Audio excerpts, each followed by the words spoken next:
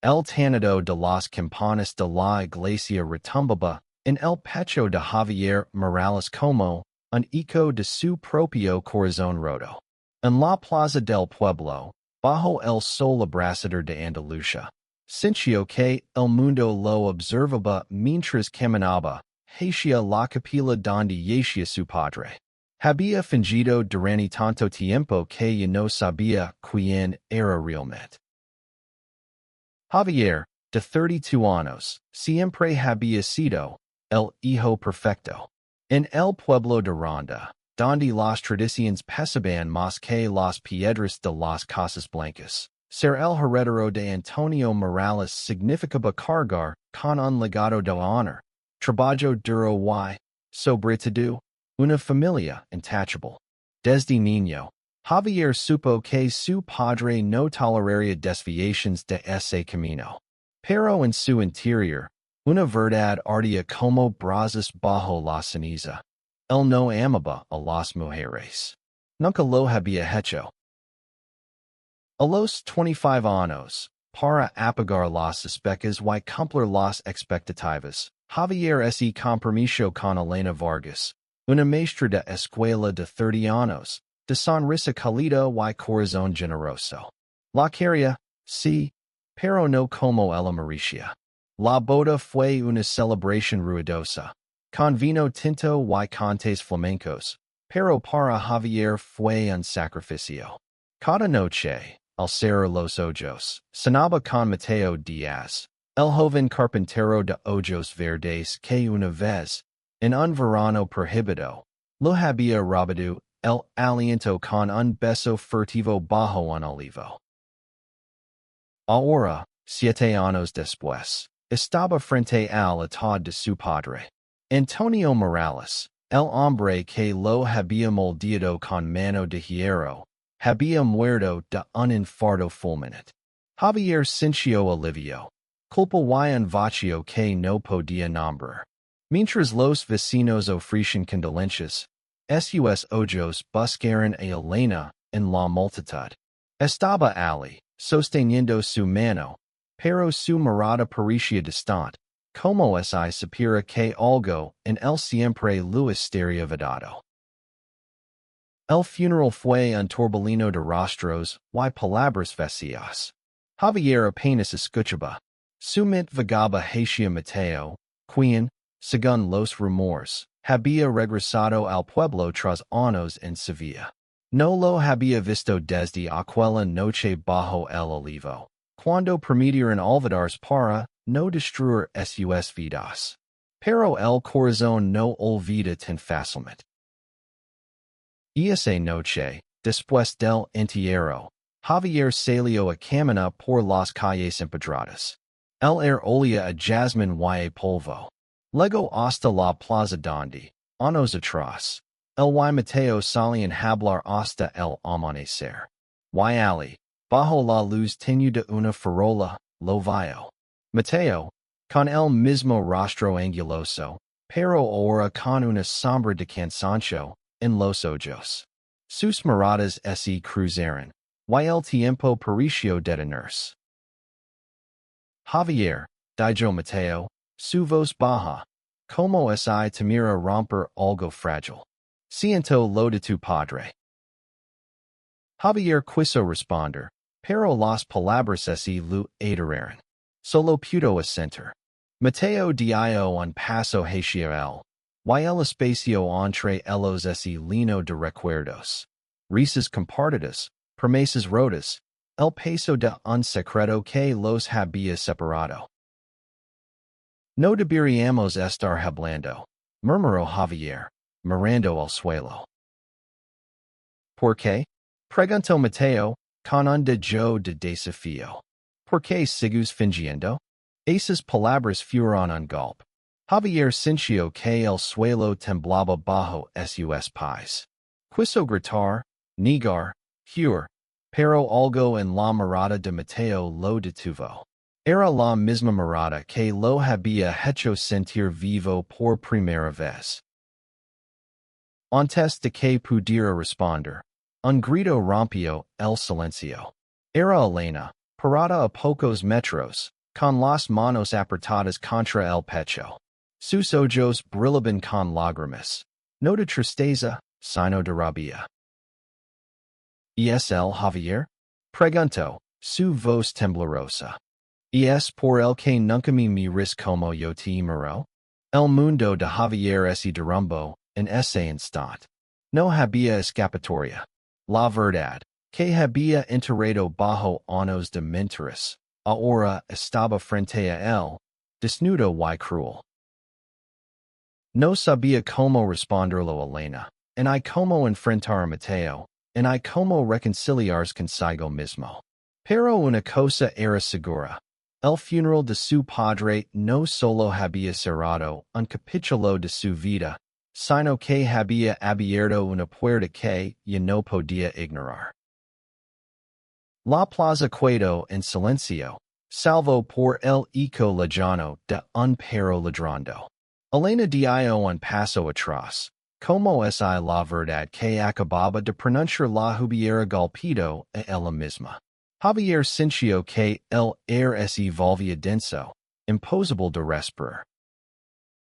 No es lo que piensas, dijo, aunque sabía que sus palabras sonaban vacías. Elena soltó una risa amarga, una risa que no era suya. No me mientas más, Javier. No después de todo lo que hemos pasado. Mateo, anda pie bajo la farola, bajo la mirada. No quería intervenir, pero su presencia era suficiente para que la tensión creciera. Javier sintió que estaba atrapado entre dos mundos.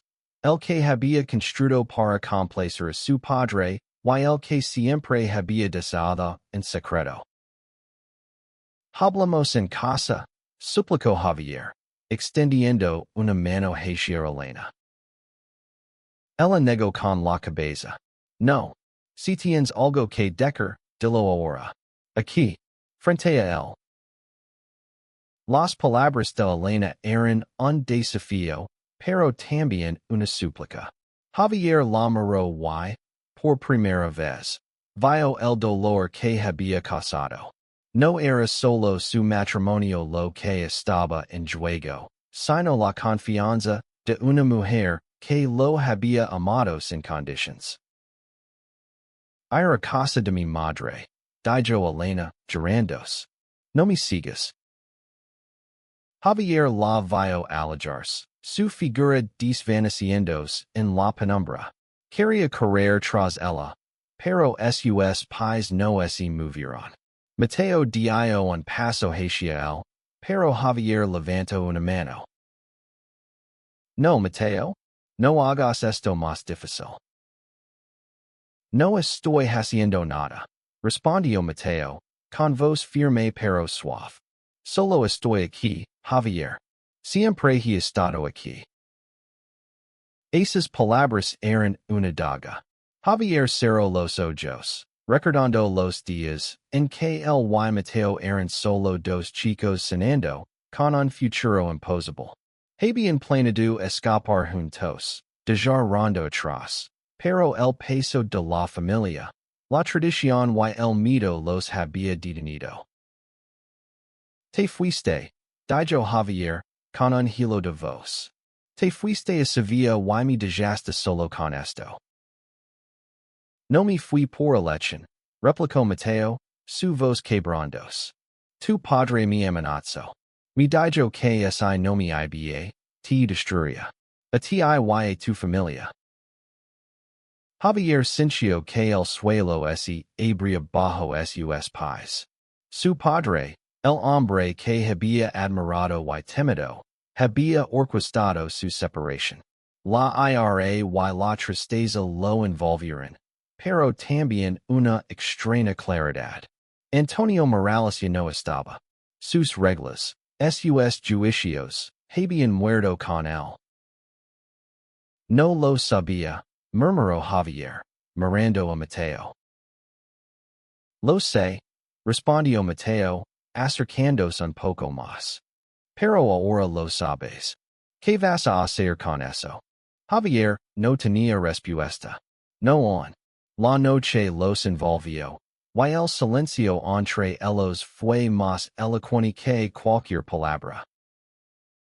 Al día siguiente, el pueblo seguía de luto, pero Javier sentía que su propio duelo era diferente. No era solo por su padre, sino por la vida que nunca había vivido. Decidió ir a la casa de la madre de Elena, dispuesto a enfrentar la verdad. Cuando llegó, Elena estaba en el jardín, regando unas rosas.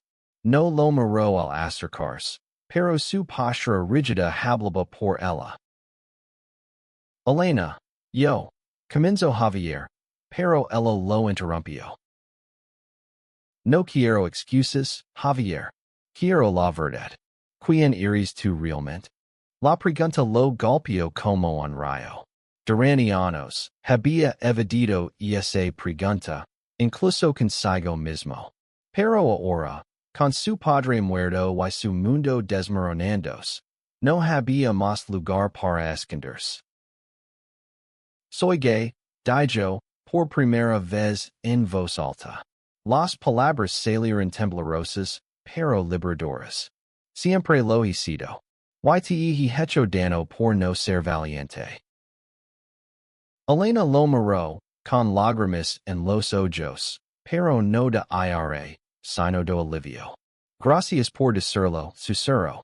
Pero, ¿y ahora qué? Javier no lo sabía. Pero por primera vez, sintió que podía empezar a buscar la respuesta. Los días siguientes fueron un torbellino de emociones. Javier se mudó tempranamente a la casa de su madre, una viuda silenciosa que parecía más preocupada por las habladurías del pueblo que por el dolor de su hijo.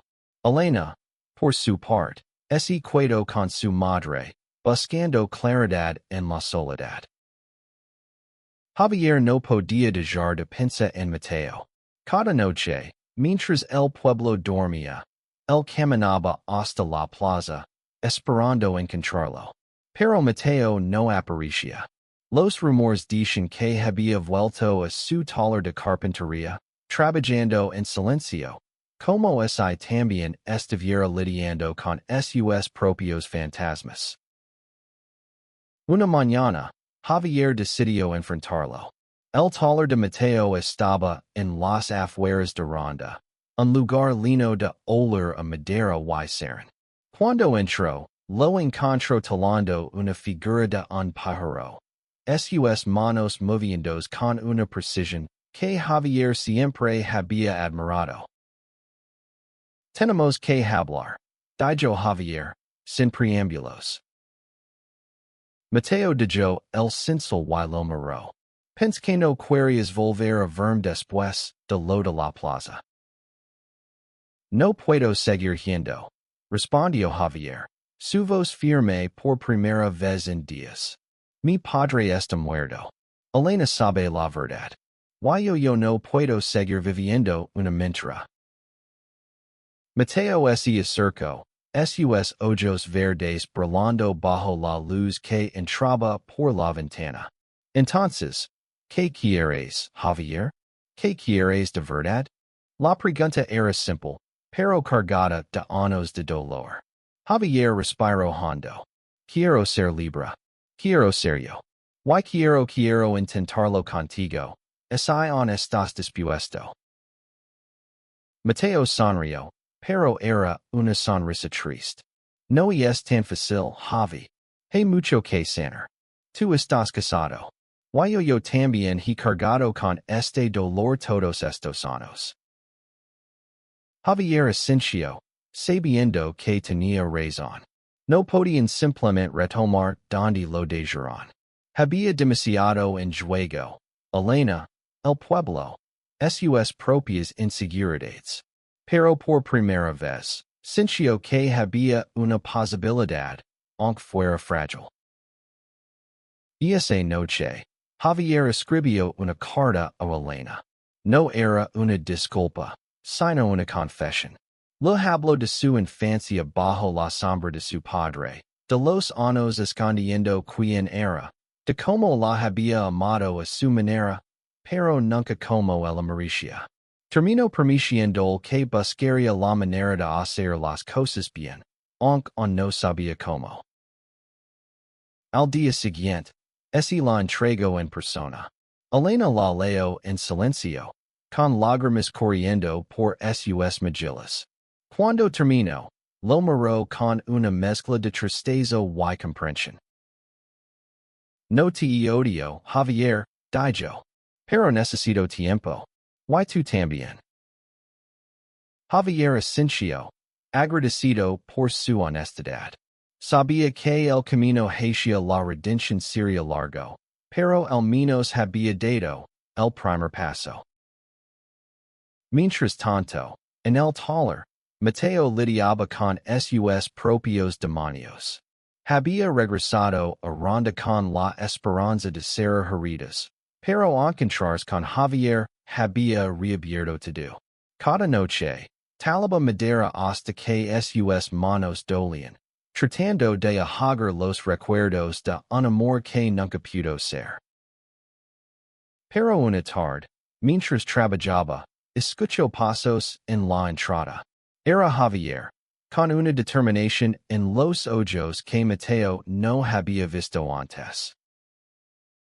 No voy a rendirme, dijo Javier. No contigo. No conmigo mismo. Mateo dijo que el sincero y, por primera vez en años, sintió que el futuro podía ser algo más que un sueño roto. El verano en Ronda se volvía más cálido, pero para Javier, cada día era una lucha interna. Había hablado con Elena sobre el divorcio, y aunque ella aceptó, el proceso era doloroso para ambos. No era solo el fin de un matrimonio, sino la despedida de una vida que ambos habían construido sobre cimientos frágiles. Javier comenzó a pasar más tiempo con Mateo. No era fácil. Cada encuentro estaba cargado de emociones encontradas, esperanza, miedo, culpa. Pero también había momentos de luz, como cuando se sentaban en el taller de Mateo, compartiendo una botella de vino y hablando de todo lo que habían perdido y ganado. Una noche, mientras el sol se ponía detrás de las colinas, Mateo le confesó algo que lo dijo sin palabras. Nunca dejé de amarte, Javi, dijo, mirando las estrellas. Pero tengo miedo. Miedo de que el pueblo nos destruya. Miedo de que tú no estés listo. Javier tomó su mano, un gesto que años atrás habría sido impensable. Tengo miedo también. Pero prefiero enfrentar ese miedo contigo que seguir viviendo una mentira. Ese fue el comienzo de algo nuevo, aunque incierto. Javier empezó a ser más abierto sobre quién era, primero con sus amigos más cercanos, luego con su madre. Las reacciones fueron mixtas.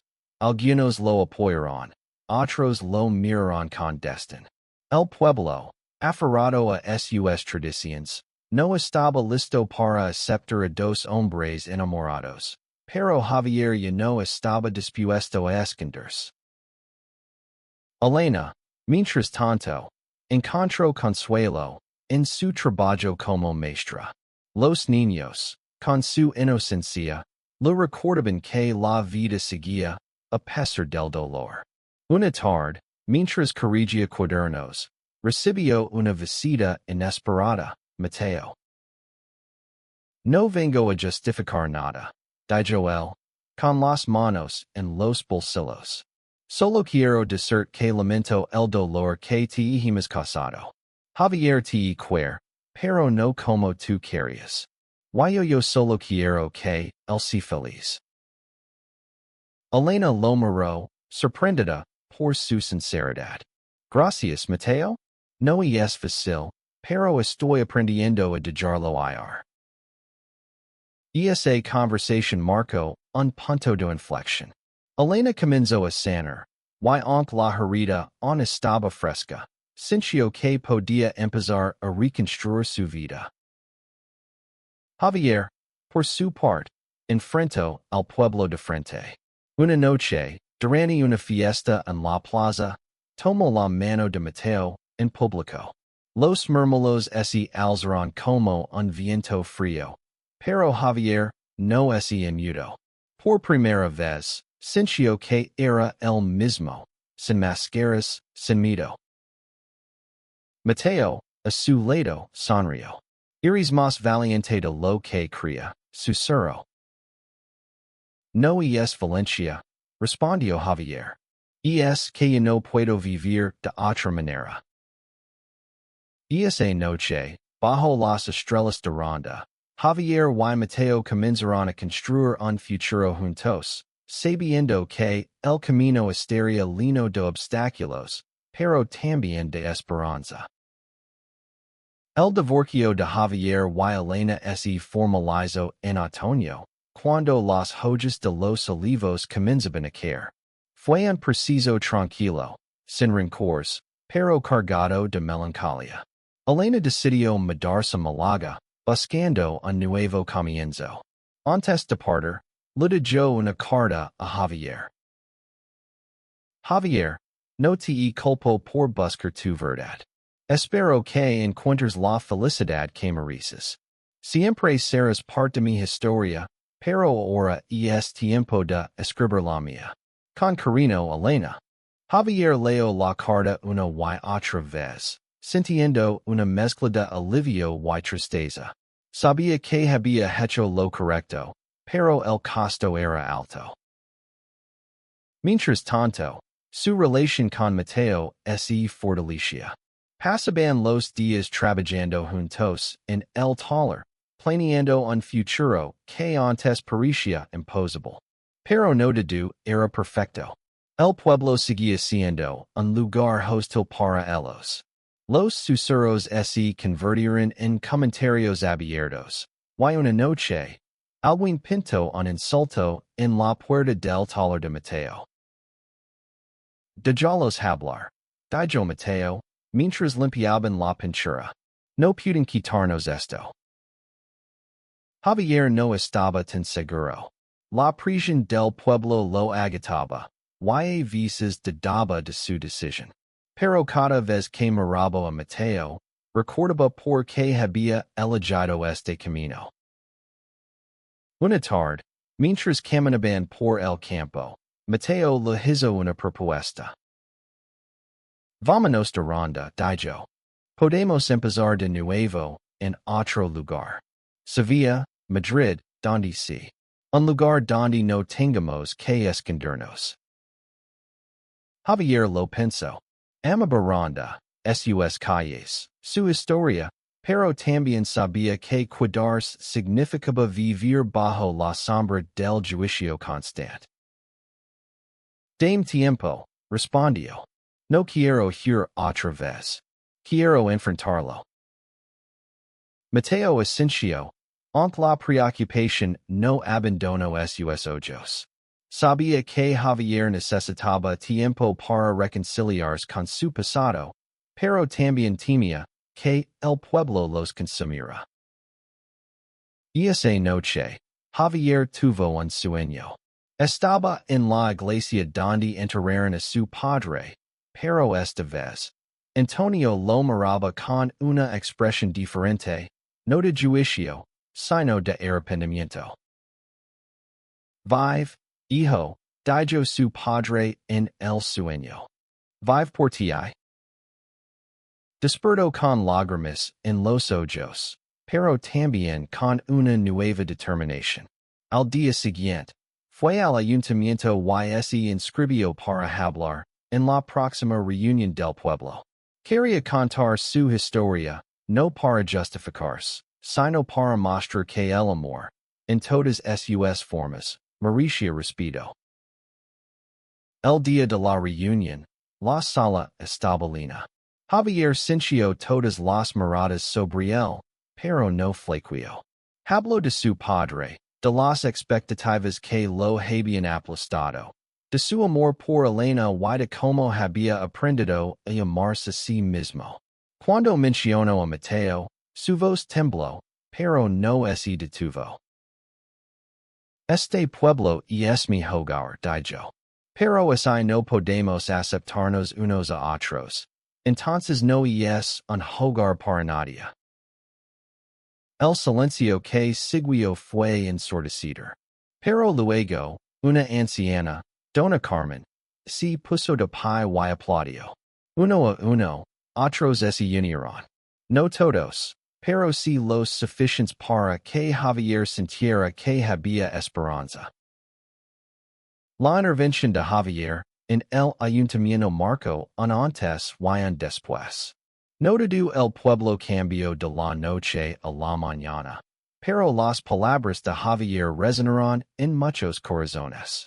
Algunos vecinos comenzaron a tratarlos con más respeto, e incluso hubo quienes se disculparon por sus prejuicios. Mateo, inspirado por la valencia de Javier, decidió abrir su taller al público, organizando talleres de carpintería para los jóvenes del pueblo. Era su manera de devolver algo a la comunidad y mostrar que no tenía nada que esconder. Javier lo ayudaba, y juntos convirtieron el taller en un lugar de creatividad y aceptación. Sin embargo, no todos estaban contentos. Un grupo de vecinos, liderados por un antiguo amigo de Antonio Morales, organizó una campaña para boicotear el taller. Los rumores volvieron, más crueles que antes. Una noche, alguien rompió las ventanas del taller, dejando un mensaje. No pertenecen aquí. Javier y Mateo limpiaron los destrozos en silencio, pero la herida era profunda. Esa noche, mientras compartían una cena sencilla en la casa de Mateo, Javier rompió el silencio. Tal vez tenías razón, dijo. Tal vez deberíamos irnos. Mateo lo miró, sorprendido. Pensé que querías cuidar y luchar. Quiero luchar, respondió Javier. Pero no quiero que nos destruyan en el preciso. Mateo tomó su mano. Donde sí que vayamos, lo haremos juntos. Decidieron darle al pueblo una última oportunidad. Organizaron una exposición en el taller, mostrando los países que habían creado juntos. Invitaron a todo el pueblo, incluso a aquellos que los rechazaban. Fue un riesgo, pero también un acto de fe. El día de la exposición, la plaza estaba llena. Algunos vinieron por curiosidad, otros por apoyo. Javier y Mateo explicaron cada país, contando las historias detrás de ellos. Un pájaro talado, que representaba la libertad. Una mesa que simbolizaba la unión. Al final, Javier tomó el micrófono. Este taller no es solo madera y herramientas, dijo. Es un lugar donde aprendemos a ser nosotros mismos. Y queremos que sea un lugar para todos. La exposición no cambió a todo el pueblo, pero tocó a muchos. Algunos de los detractores más duros se fueron en silencio, pero otros se quedaron, impresionados por la honestidad de Javier y Mateo. Esa noche, mientras recogían, Mateo abrazó a Javier. Lo logramos, susurró. No, respondió Javier, sonriendo. Esto es solo el comienzo. Un año después, Ronda era un lugar diferente, aunque no perfecto. Javier y Mateo seguían juntos, viviendo en una pequeña casa al borde del pueblo. El taller se había convertido en un punto de encuentro para los jóvenes, un lugar donde podían expresarse sin miedo. Elena, desde Málaga, enviaba cartas de vez en cuando. Había encontrado un nuevo amor, un colega de la escuela, y parecía estar en paz. Javier se alegraba por ella, aunque siempre la vería el peso de haberla herido. Una tarde, mientras Taliban una nueva paisa juntos, Mateo lo entregó a Javier un pequeño cofre de madera. Dentro, había un anillo tallado a mano. No es una propuesta, dijo Mateo, con una sonrisa tímida. Es una promesa. De estar contigo, pase lo que pase. Javier, con lágrimas en los ojos, aceptó el anillo. Pase lo que pase, repitió. El funeral de Antonio Morales había sido el catalizador de todo. Había obligado a Javier a enfrentar su verdad, a elegir entre el miedo y la libertad. Y aunque el camino había sido doloroso, cada paso lo había acercado a la vida que siempre había corrido. Ronda, con sus calles empedradas y sus tradiciones, seguía siendo su hogar. Pero ahora, era un hogar que empezaba a aceptar que el amor no tiene una sola forma. Javier y Mateo, juntos, eran la prueba de que la valencia y la honestidad podían cambiar, incluso los corazones más duros. Y así, bajo el cielo estrellado de Andalucía, encontrarán su lugar en el mundo, no como héroes, sino como dos hombres que habían aprendido a amarse a sí mismos y a los demás, sin miedo, sin máscaras, sin finger.